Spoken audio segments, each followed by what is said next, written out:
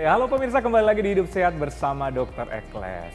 Nah, pemirsa Hidup Sehat, siapa di sini yang perut buncit?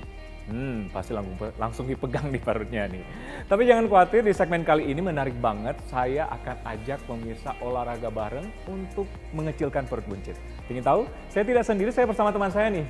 Dr. Andika, spesialis kedokteran olahraga. Wah, halo. Kebetulan nih lagi Iya ini nih. ya. Maaf mengganggu Lagi sebentar tengah ya. Nggak apa-apa, udah biasa begini dia. Oke, Bisa 2 jam bisa ya? seharian biasanya kita bikin begini, nggak Oke, apa-apa. bagus banget ya.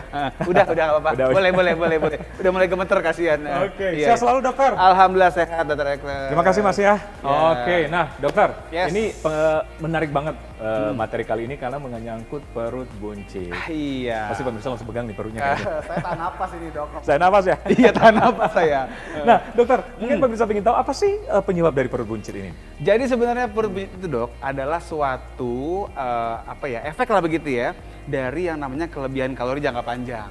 Jadi kan orang itu kan makan itu kan dia masukin kalori, Ya. ngebakar itu dia ngeluarin kalori kalau dia gerak segala macam. Kalau misalnya kondisinya kebanyakan yang masuk daripada yang keluar, kan surplus kalorinya. Ya. Nah maka tubuh kita akan menyimpan lemak. Nah lemak itu di mana-mana disimpannya.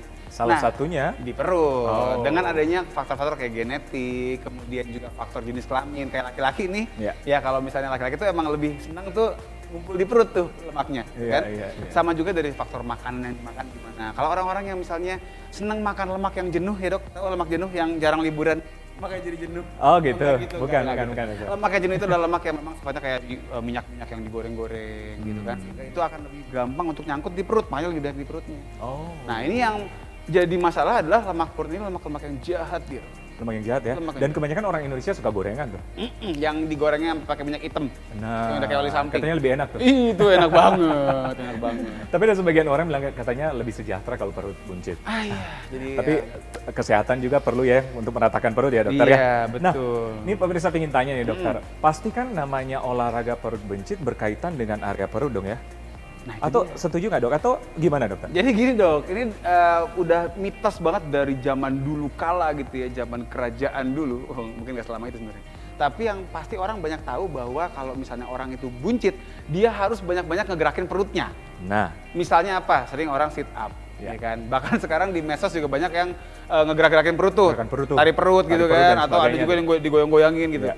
Sebenarnya nggak begitu. Kalau misalnya kita bicara olahraga, itu tuh nggak bisa. Kita mau spesifik ngomongin misalnya ngecilin kaki, ngecilin tangan gitu nggak bisa. Termasuk kalau kita mau ngecilin perut, kalau pakai olahraga nggak bisa. Jadi memang kita bener-bener yang namanya kita itu mau ngecilin anggota badan, mau apapun itu, kita mesti secara utuh. oh, Gitu loh, secara utuh. Jadi satu kesatuan ya? satu kesatuan. Jadi semuanya kecil termasuk yang kita pengen kan begitu sebenarnya. Nah, kalau untuk perut tadi, jadi kalau kita misalnya mau sit up kayak berapa ribu kali sehari pun gitu, kita mau latihan goyang-goyang perut sampai mengguncang-guncang kayak apa juga. iya. Selama kita ngomongin kalorinya masih belum defisit, kemudian juga kita makan masih jorok, masih berantakan gitu kan. Kemudian juga kita geraknya juga males, cuma sit up tok gitu, ya nggak bakal bisa. Oke, jadi memang kompleks ya. Jadi hanya mimpi kalau lifestyle-nya nggak dijaga ya. Nggak dijaga. Berarti harus apa dokter mungkin? Berarti Ya, harus pertama oke. lifestyle kali ya? Jadi kalau kita bicara lifestyle dulu kan yang namanya lifestyle itu ada 4 komponen. Yang pertama tuh geraknya gimana, makannya gimana, terus kemudian juga tidurnya atau istirahatnya gimana, sama ngelola stresnya gimana. Oke. Kalau misalnya kita bicara olahraga tadi, nggak cuma sit up doang, tapi juga kita kenal ada namanya cardio, ada namanya strengthening atau penguatan. Itu Oke. mesti dikerjain dua-duanya. Jadi dua-dua ini salah satu tips untuk mengecilkan perut buncit. Berarti ada kardionya, ada Penguatannya atau strengtheningnya. penguatannya. Nah, kalau kardio dulu dok. Ya, kardio itu sebenarnya secara definisi adalah yang benar-benar pas lagi olahraganya itu dia bisa ngangkat denyut nadi, Dok. Heart rate. Metabolisme ya. Lebih ke kita targetnya lebih ngelihatnya heart rate-nya atau detak jantungnya. Oke. Jadi semua olahraga yang sifatnya itu kita mau ningkatin denyut jantung itu kita sebenarnya kardio. Ya. Beda sama strengthening. Kalau kita bicara olahraga strengthening atau penguatan itu kita kan targetnya kan ngangkat seberat-beratnya atau sebanyak-banyaknya gitu kan, lebih ke otot fokusnya.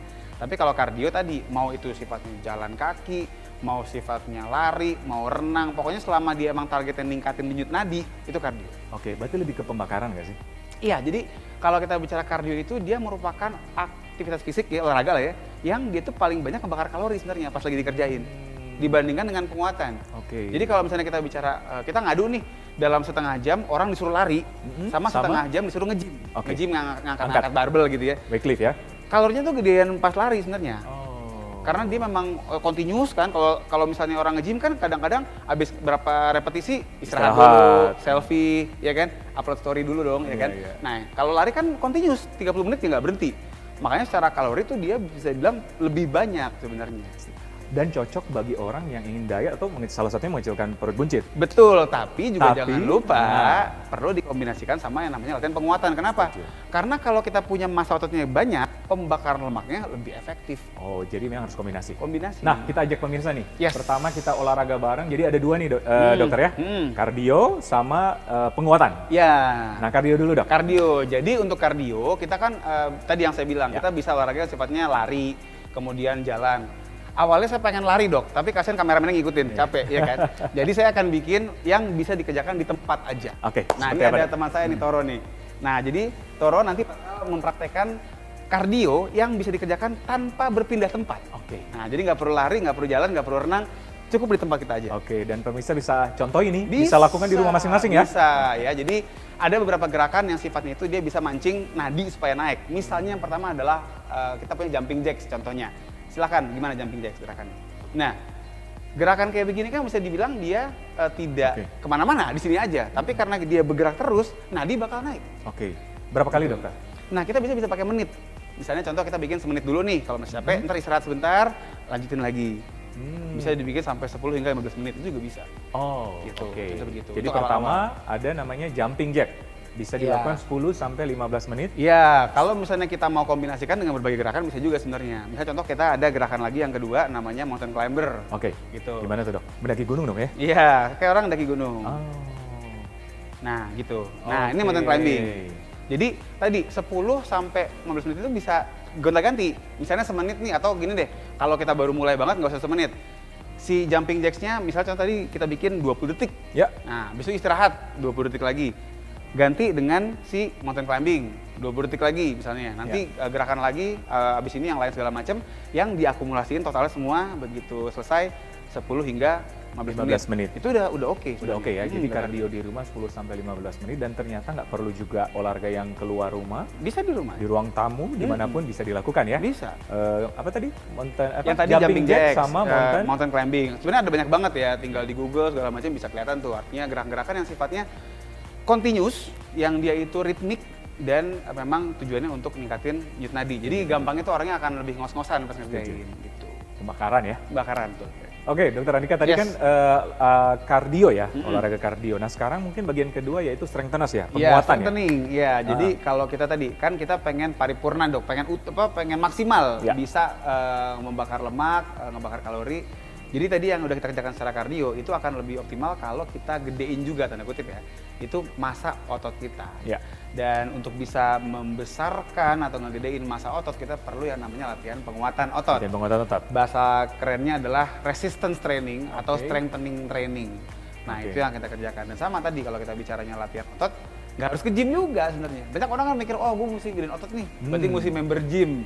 Ya kalau ada waktunya, ada aksesnya silakan. Bisa kan alatnya banyak. Tapi kalau misalnya tipe orang yang susah kemana-mana gitu kan, atau misalnya dia mencari yang paket ekonomis begitu kan, di rumah tuh bisa.